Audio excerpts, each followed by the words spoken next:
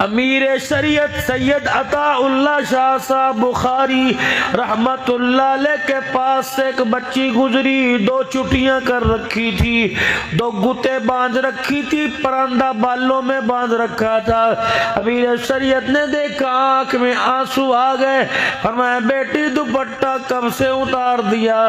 ہنس کے کہنے لگی جب سے باپ کی ٹوپی پگڑی اتری ہمارا دوپٹہ خود بخود اتر گیا ہے۔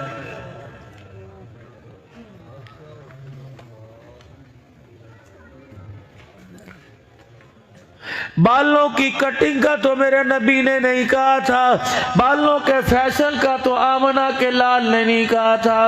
حضور نے فرمایا تھا سر ننگا رکھا نہ کرو، سر کو ہر وقت ڈھانک کے رکھا کرو کہ شیطان انسان کے سر سے اندر گھستا ہے۔